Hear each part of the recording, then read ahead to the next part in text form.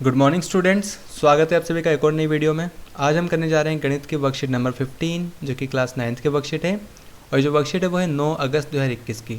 आज की इस वर्कशीट में हम जानेंगे कि हम अपरिमेय संख्याओं को किस प्रकार से जोड़ सकते हैं, घटा सकते हैं, गुणा कर सकते हैं और भाग कर सकते हैं।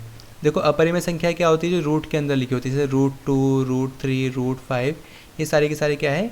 अपरिमेय संख्याएँ हैं और इन्हीं को हमें जोड़ना, घटाना, गुणा करना और भाग करना सीखना है। उससे पहले देखो यहाँ पे जो लिखा है उसे पढ़ लेते हैं। ये लिखा है, बच्चों आप जानते हैं कि 20 + 15 क्या होते हैं? 35 होते हैं और 20 में से 15 को जब घटा देते हैं तो कितना आता है? 5 आता है। यहाँ पर 20 और 15 दोनों क्या है? परिमेय संख्याएं हैं। एक चीज़ ध्यान रखनी है कि जब भी कभी दो परिमेय संख्याओं को हम चाहे जोड़ लें, चाहे घटा लें, चाहे गुणा करें, चाहे भाग करें, हमेशा परिमेय संख्या ही आएगी। यहाँ लिखा भी हुआ भी है, इसको पढ़ सकते हो कि दो परिमेय संख्याओं को जोड़ने, घटाने, गुणा करने या भाग करने पर एक परिमेय संख्या प्राप्त होती है। शून्य को छोड़कर, मतलब 0 को हटाकर जितनी भी परिमेय संख्या है उनको जोड़ने घटाने के बाद हमेशा ही एक परिमेय संख्या आती है, अपरिमेय संख्या नहीं आती। पर हम जानेंगे अपरिमेय संख्या के बारे में। तो यहाँ लिखा है, आइए अपरिमेय संख्याओं के जोड़, घटाव, गुणन व भाग को समझते हैं। यहाँ पे एक उदाहरण दे रखा है, उसको समझना है हमें और उसके बाद यहाँ पे जो प्रश्न दे रखे हैं उसको हमें स्वयं से खुद से प्रयास करना है। यहाँ पे उदाहरण देखो, यहाँ पे लिखा है 8√3 + 7√2 = 5√3 - 3√2 को जोड़िए। हमें जोड़ने के लिए कहा है, तो यहाँ पे जो और लिखा है ना, वहाँ पे क्या आ जाएगा? प्लस का साइन आ जाएगा। यहाँ पे देखो प्लस लगा दिया हमने। और जो √3 वाले नंबर से, एक रूट ये वाला नंबर है, ये वाला नंबर, इनको हमने एक तरफ कर लेना है और जो √2 वाले नंबर से उनको हमें एक तरफ कर लेना है। और उसके बाद देखो यहाँ पे, क्योंकि यहाँ पे देखो चाहे मतलब 8√3 और 5√3 ये दोनों के दोनों प्लस के थे, तो यहाँ पे जुड़ गए, 8 और 5 जुड़ जाएंगे। और यहाँ पे 7 तो प्लस का था और यहाँ पे 3 क्या है? माइनस का। तो यहाँ पे 7 में से 3 को माइनस कर दिया, तो 8 + 5 किया तो कितना आ गया? 13√3 और 7 में से 3 को माइनस किया तो कितना आ गया? 4√2। एक चीज़ ध्यान में रखने वाली बात यह है कि रूट के अंदर की नंबर्स प्लस माइनस नहीं होते, रूट के बाहर जो भी नंबर होंगे ना वही होंगे। जैसे मान लो 1√2 यहाँ पे दे रखा है, यहाँ पे दे रखा है 3√2, तो ये 1 और 3 जुड़ेंगे, कितना आ जाएगा? 4√2। रूट के अंदर की जो वैल्यूज़ होती है ना वो प्लस माइनस नहीं होती, वो मल्टीप्लाई डिवाइड हो जाती है पर प्लस माइनस नहीं होती। और अगर कोई नंबर्स अलग हुए, जैसे मान लो एक नंबर है √2 और एक तरफ दिया है √3, अलग अलग रूट के अंदर जो वैल्यूज़ है अलग अलग हैं, तो वो नंबर ना तो प्लस होंगे ना ही माइनस होंगे। ठीक है, याद रखना, प्लस माइनस वो नहीं होंगे अगर नंबर्स क्या हों? अलग अलग। हाँ, मल्टीप्लाई और डिवाइड हो जाते हैं पर प्लस माइनस नहीं होंगे। ठीक है, वही हमें यहाँ पर समझना है। यहाँ लिखा है, इसी तरह इन दो पदों को घटा सकते हैं। अब 2√3 और 3√2 को जोड़ा व घटाया नहीं जा सकता और अलग अलग रखा जाता है। क्यों? क्योंकि ये क्या है? इसके रूट के अंदर की जो वैल्यूज़ है वो अलग अलग है, इसलिए इनको जोड़ या घटा नहीं सकते। यहाँ पे स्वयं प्रयास करने के लिए हमें यहाँ पे 4 क्वेश्चन दे रखे हैं, वो हम बाद में करेंगे। ठीक है, आगे देख लेते पहले। यहाँ पे हमें एक तालिका दी गई है, यहाँ पे देखो क्रम संख्या 1 2 3 4 5 दे रखी है और यहाँ पे परिमेय संख्याओं का गुणन व भाग, यानी परिमेय संख्या को गुणा करके बताया है, चेक करा गया है कि क्या गुणा करने पे परिमेय संख्या आ रही है या अपरिमेय संख्या आ रही है। देखो यहाँ पे लिखा हुआ है परिमेय संख्या या अपरिमेय संख्या। तो यहाँ पे देखो 3 और 5 दोनों के दोनों क्या परिमेय संख्या हैं। 3 और 5 को गुणा करेंगे कितना आ गया? 15, जो कि एक परिमेय संख्या है। और 1.2 देखो ये भी एक परिमेय संख्या है और 6 से गुणा करेंगे इसको तो 7.2 आया, जो कि एक परिमेय संख्या है। और यहाँ पे देखो भाग कर रखा है, एक परिमेय संख्या को दूसरी परिमेय संख्या से, तब भी क्या आई? एक परिमेय संख्या ही आई, यानी 16 क्या है? परिमेय संख्या। इसका मतलब ये होता है कि यहाँ पे लिखा हुआ भी इसका मतलब कि ध्यान दीजिए, दो परिमेय संख्याओं का गुणनफल व भागफल सदा परिमेय संख्या होता है। यानी दो परिमेय संख्याओं को चाहे हम गुणा करें चाहे भाग करें, वो हमेशा जो संख्या आएगी ना, जो प्राप्त होगी, वो हमेशा क्या प्राप्त होगी? एक परिमेय संख्या ही प्राप्त होगी। ठीक है, पर हम अपरिमेय संख्याओं के बारे में ऐसा नहीं कह सकते, क्योंकि उसमें देखो कुछ चीज़ें चेंज होती है, वो हम यहाँ पे देखने वाले हैं। अपरिमेय संख्या यहाँ पे दे रखी है, उनको हमें गुणा कर के दिखाया गया है और भाग करके। यहाँ पे देखो √2 भी एक अपरिमेय संख्या है और √3 भी एक अपरिमेय संख्या है।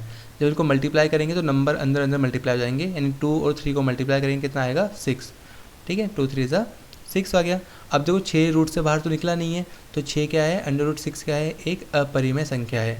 अगर ये रूट से बाहर निकल जाती तो हम बोलते कि ये एक परिमेय संख्या है, पर रूट से बाहर तो निकली नहीं है। वहीं हम दूसरी यहाँ पे बात करें, √2 को जब √2 से मल्टीप्लाई करा तो कितना आया? 2 और 2 देखो रूट अंदर जब मल्टीप्लाई होंगे तो दो के क्या बन गए? जोड़े बन गए। तो यहाँ पे जो पेयर बनता है वो एक बाहर निकल जाता है। ठीक है, तो यहाँ पे क्या है, ये रूट से बाहर निकल गई 2, तो जो 2 आया है संख्या वो क्या है, एक परिमेय संख्या बन चुकी है। अब परिमेय नहीं है, क्यों? क्योंकि उसके से ऊपर से जो रूट है वो हट गया है, तो 2 एक अब परिमेय संख्या है। यहाँ लिख देना परिमेय संख्या। ये टेबल आपको बनानी भी है तो ध्यान से लिखना है इसमें। अब इसी चीज़ को यहाँ पे समझा रखा है नीचे वाले को, देखो √2 प्लस √3 को जो मल्टीप्लाई किया हमने 3 माइनस √5 से, तो मल्टीप्लाई करने के बाद ये वैल्यू आई, ये पूरा नंबर आया, ठीक है। और ये पूरा का पूरा नंबर देखो, इन सभी में यहाँ पे भी रूट लगा हुआ है, यहाँ पे भी रूट लगा है, यहाँ भी, यानी ये रूट से तो सारे के सारे नंबर रूट से बाहर निकले नहीं है, यानी ये एक अपरिमेय संख्या है। आपको ये नंबर यहाँ पे लिख देना है और आके लिख देना एक अपरिमेय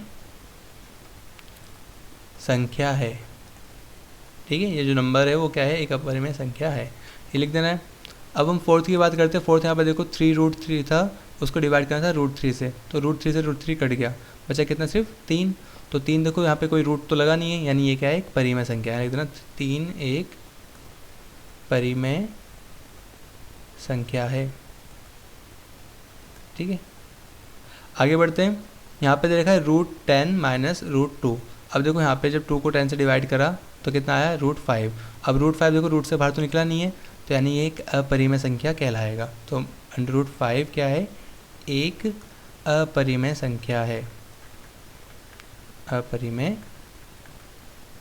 संख्या है, ठीक है। इस तरह से हमने इसको कर लिया।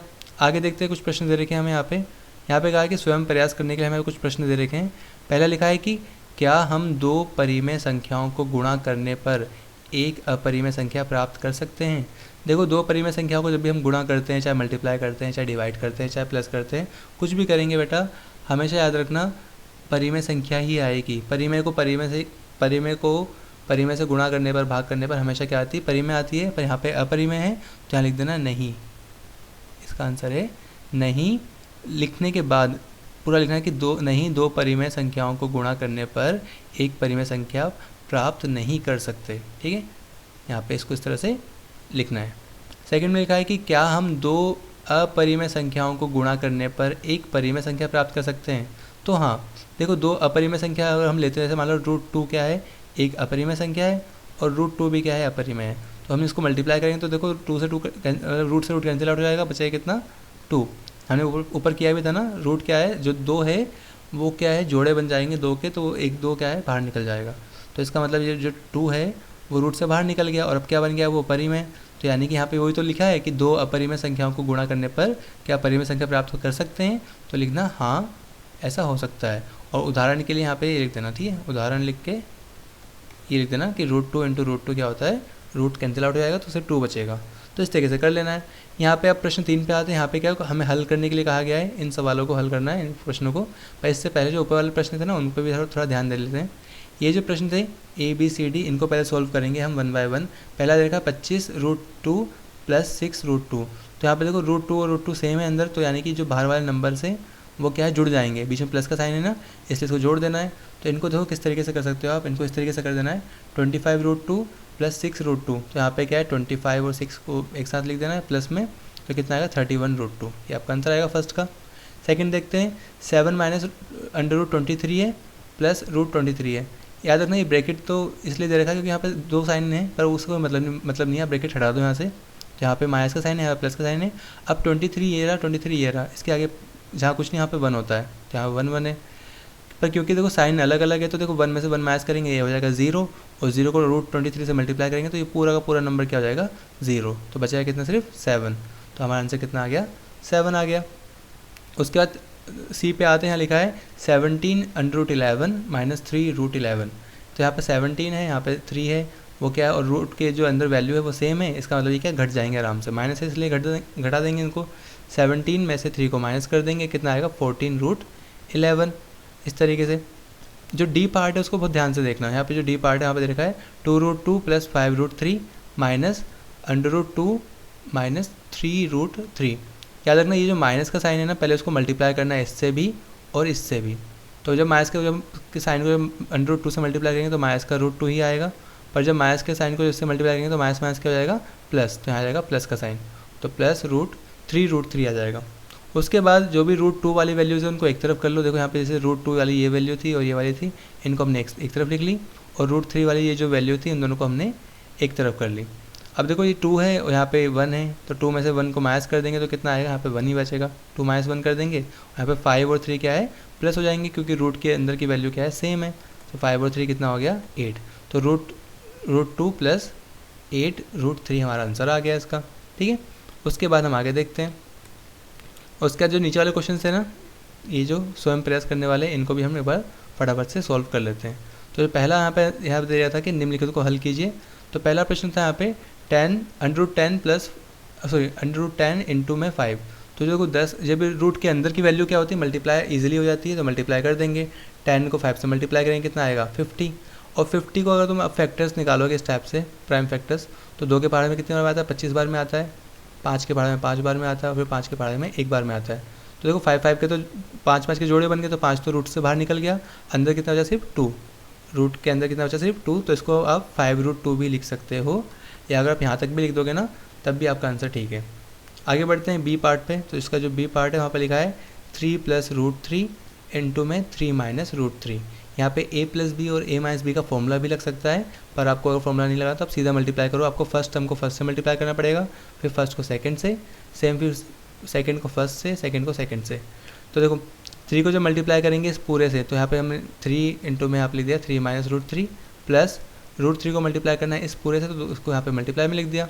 अब जब अंदर मल्टीप्लाई करेंगे तो 3 को 3 से मल्टीप्लाई किया तो कितना आ गया, 9। और 3 को जब √3 से मल्टीप्लाई करा तो कितना आएगा, 3√3। यहाँ माइनस का साइन था, माइनस का साइन यहाँ पे हमने लगा दिया। प्लस का साइन था, तो प्लस का साइन यहाँ पे लगाया। अब √3 को जब मल्टीप्लाई करेंगे 3 से, तो आएगा 3√3। और जब √3 को मल्टीप्लाई करेंगे √3 से, याद रखना √3 को √3 से मल्टीप्लाई करेंगे तो रूट से रूट कैंसिल आउट हो जाएगा, तो बचाएगा सिर्फ 3। तो यहाँ पे इसलिए 3 आया है। कैंसिल आउट होने का मतलब क्या होता है, देखो √3 को √3 से मल्टीप्लाई करेंगे तो कितना आएगा, 9 आएगा। और 9 क्या होता है, √3 इंटू 3, यानी जोड़े बन जाएंगे, पेयर बन जाएंगे। तो यहाँ से 1 3 क्या हो जाएगा, बाहर निकल जाएगा। वही है, इसको हम बोलते हैं कि सीधा बोल देते हैं कि कैंसिल आउट हो गया। आगे देखते हैं, यहाँ पे जो बिना रूट वाले नंबर है, जैसे मान लो 9 और 3 है, उनको एक तरफ कर लिया हमने, और जो रूट वाले नंबर है उनको एक तरफ कर लिया। अब 9 में से 3 को माइनस किया, बचा कितना यहाँ पे 6, इधर 6 आएगा, यहाँ 6 लिख लेना।